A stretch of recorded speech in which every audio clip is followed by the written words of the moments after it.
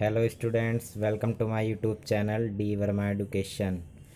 आज हम करने और समझने वाले हैं 8th क्लास की हिंदी की वर्कशीट नंबर 14, यानी हमारी 8वीं कक्षा की हिंदी की वर्कशीट नंबर कार्यपत्रक नंबर 14। आज जो हमारी वर्कशीट में टॉपिक दिया गया है कबीर की साखियाँ। आज हम कबीर की साखियाँ और कबीर दास के बारे में पढ़ेंगे, कबीर की साखियाँ और कबीर के दोहे। ठीक है, तो हमारी आज की वर्कशीट में जो टॉपिक दिया गया है वो कबीर का जन्म कब हुआ था, कबीर की मृत्यु कब हुई थी। ठीक है, उसके ऊपर हमारा टॉपिक है। तो आइए अपनी वर्कशीट की ओर चलते हैं। आज की हमारी वर्कशीट है कबीर की साखियाँ। आज हम इस बारे में पढ़ेंगे। बच्चों, आज हम कबीर दास की साखियों को पढ़ेंगे। कबीर दास ने जीवन से जुड़े आचरण, व्यवहार व आदर्शों की चर्चा अपने दोहे में की है। आपकी पाठ्य पुस्तक के पाठ कबीर की साखियाँ से हम आज दो साखियों दोहों के समझने का प्रयास करेंगे। आइए पढ़ते हैं। ये दोहे लिखे हुए हैं, ये मैंने आपके लिए अलग अलग करके लिखे हैं और यहाँ पे उनकी हिस्ट्री लिखी हुई है कि उनका जन्म कब हुआ था और मृत्यु कब हुई थी। तो आइए दोहे पढ़ते हैं। जाति ना पूछो साध की, पूछ लीजिए ज्ञान। मोल कले तलवार का, पड़ा रहन दो म्यान। ठीक है, भावार्थ, हमें किसी साधु की जाति या धर्म से कोई मतलब नहीं होना चाहिए, बल्कि उसके ज्ञान से मतलब होना चाहिए। जैसा मोल वैसा भाव, तलवार का करना चाहिए, ना कि उसकी म्यान का। ये जो यहाँ पे दोहा लिखा था उसकी मतलब जो हिंदी शुद्ध हिंदी है वो यहाँ पे लिखी हुई है। जैसे जाति ना पूछो साध की, पूछ लिया ज्ञान। मोल करो तलवार का, पड़े रहने दो म्यान। तो यही इसी को यहाँ पे सॉल्व करके बताया गया है कि हमें किसी साधु की जाति या धर्म से कोई मतलब नहीं है होना चाहिए, बल्कि उसके ज्ञान से मतलब होना चाहिए। जैसा मोल वैसा भाव, तलवार का ना करना चाहिए, ना तलवार का करना चाहिए, ना कि उसकी म्यान का जिसमें तलवार रखा जाता है। तो आइए अपनी आगे की ओर चलते हैं।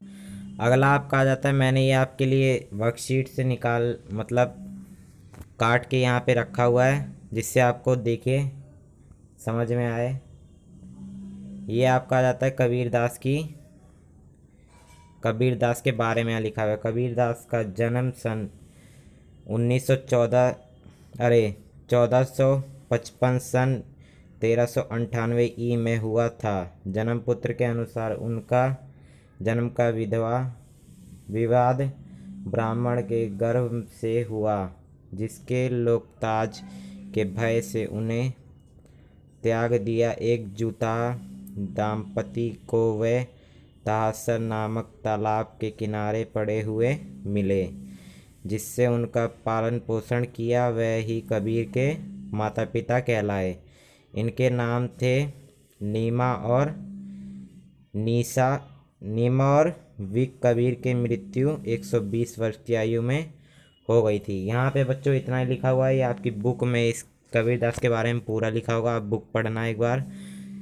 8th क्लास की हिंदी की बुक, उसमें 9th चैप्टर है कबीर दास की साखियाँ। आइए अपने अगला आपका आ जाता है ये जाति ना पूछो।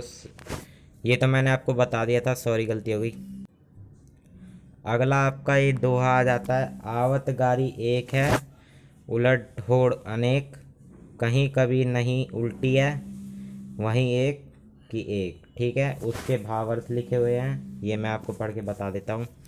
यदि आपको कोई गाली दे तो उसे उलटना नहीं चाहिए, उलटने से वह अनेक में बदल जाती है।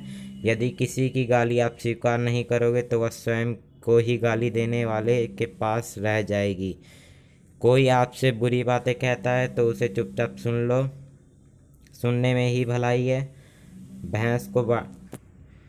बहुत भैंस नहीं, मन का क्लेश बढ़ता है। इसमें थोड़ा ये वर्ड्स जो हैं अलग लिखे हुए हैं, समझ में नहीं आए, इसलिए कोई बात नहीं। देखो, अगर आपको कोई गाली देता है, इस जो दोहे का मतलब है, अगर हमें कोई गाली देता है तो उसे पलटकर गाली नहीं देनी चाहिए। उसकी गाली जब आप स्वीकार नहीं करोगे, उसे पलट कर जवाब नहीं दोगे तो वो आपका मतलब हो जाएगा कि आपने उसकी गाली स्वीकार नहीं करी। तो गाली किसी की स्वीकार ना करो, गाली देने से हमारी जुबान खराब होती है, हमें गाली नहीं देनी चाहिए। ठीक है बच्चों, तो यही थी हमारी आज की वर्कशीट। आइए अपने प्रश्न उत्तर की ओर चलते हैं जो आपकी वर्कशीट में गिवन है। अगला आपका आ जाता है ये वर्कशीट के प्रश्न और उत्तर जो आपकी इस वर्कशीट में गिव किए गए हैं। मैं एक बार पढ़ के बता देता हूँ, फिर इनके आंसर भी बताऊँगा। तलवार का महत्व होता है, म्यान का नहीं। उक्त उदाहरण से कबीर क्या कहना चाहते हैं, स्पष्ट कीजिए। कोई हमें गाली दे या उपशब्द कहे तो हमें उसका पलटकर जवाब गाली क्यों नहीं देनी चाहिए। कबीर के दोहे को साखी क्यों कहा जाता है, पता कीजिए और लिखिए। गतिविधि है आपकी चौथी जो आपकी हर वर्कशीट में आती है। ये गतिविधि आपको करनी है। पाठ से अलग कबीर के अन्य 5 दोहे ढूंढकर लिखिए। इस गतिविधि में आप अपने माता पिता व अपने शिक्षा की सहायता ले सकते हैं। ठीक है, आइए मैं इनके आंसर दिखा देता हूँ। ये आपका आ जाता है पहला प्रश्न, तलवार का महत्व होता है, म्यान का नहीं। उक्त उदाहरण से कबीर क्या कहना चाहते हैं। कबीर यह कहना चाहते हैं कि असली चीज़ की कदर की जानी चाहिए, दिखावटी वस्तु का मोल महत्व नहीं होता। इसी प्रकार किसी व्यक्ति की पहचान अथवा उसका मोल उसकी काबिलियत के अनुसार तय होता है, ना कि कुल जाति धर्म आदि से। ये कबीर जी ने ये बहुत अच्छी बात कही है कि किसी व्यक्ति का मोल जो होता है वो उसकी कदर करने से नहीं, कर जाने वो जाना जाता है या नहीं जाना जाता उसके उससे नहीं होता, उसके महत्व होता है कुल धर्म जाति आदि। धर्म और जाति से उसका मोल होता है। ठीक है, ये था आपका पहला प्रश्न। अगला आपका आ जाता है दूसरा प्रश्न, कोई हमें गाली दे या उपशब्द कहे तो हमें उसका वापस उलटकर गाली क्यों नहीं देनी चाहिए। क्योंकि ऐसा करने से वाद विवाद बढ़ता है तथा अगर हम वापस उलटकर उपशब्द नहीं कहते तो वह उपशब्द उसी के पास रह जाता है। ये बात बहुत ठीक है, अगर आपको कोई गाली दे तो उसे गाली नहीं देनी चाहिए, क्योंकि अगर जब आप उसकी गाली या उसके उपशब्द आप नहीं एक्सेप्ट करोगे, स्वीकार नहीं करोगे, तो उसी के पास रह जाएंगे। तो यही था आपका पहला दूसरा प्रश्न। आइए तीसरे और चौथे की ओर चलते हैं। ये आपका आ जाता है तीसरा प्रश्न, कबीर के दोहे को साखी क्यों कहा जाता है, पता कीजिए और लिखिए।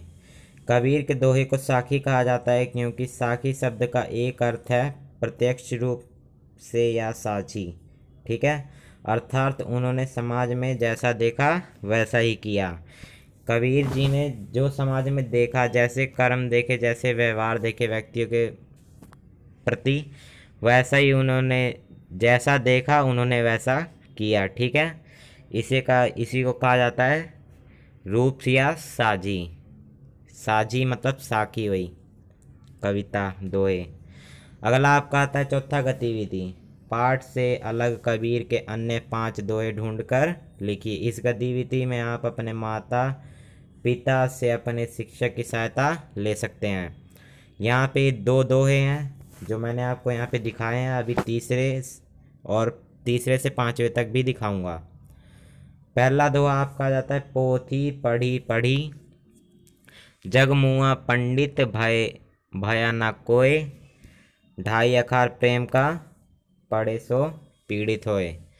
ये आपको लिख लेना है, पहला दोहा था। आपका दूसरा दोहा है, धीरे धीरे रे माना धीरे धीरे सब कुछ होए, माली सींचे सो घोड़ा ऋतु आए फल होए। ठीक है, ये आपका था पहला दूसरा दोहा। ये तीसरे और 5वें की ओर चलते हैं। अगला आपका आ जाता है तीसरा दोहा, साधु भूखा भाव का धन का भूखा नाही, धन का भूखा जो फिरे सो तो साधु नाही।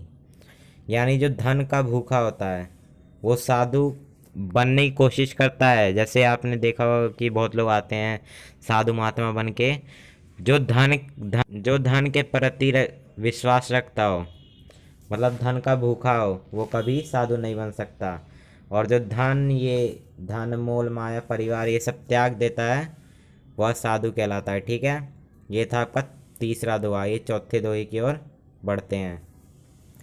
जब मैं था तब हरी नहीं, अब हरी है मैं नहीं। प्रेम गली अति सकारी, जामे दो ना सामी। ठीक है, ये था आपका चौथा दोहा। और ये है आपका पांचवा दोहा। मन के हारे हार हैं, मन के जीते जीते हार हैं। कहे कबीर हरि पाई, मन ही नहीं कि प्रतीत। ठीक है, तो ये था आपका दोहा जो मैंने आपको बता दिया पढ़ के। तो बच्चों यही थी हमारी आज की वर्कशीट। आई होप आपको ये वीडियो अच्छी लगी होगी। अच्छी लगी तो लाइक करें, चैनल पर नए हो तो सब्सक्राइब कर लें, ऑल वाले बटन को प्रेस कर दें जिससे हमारी आने वाली हर नई वीडियो की नोटिफिकेशन आपको मिलती रहे। Goodbye, you have a great day.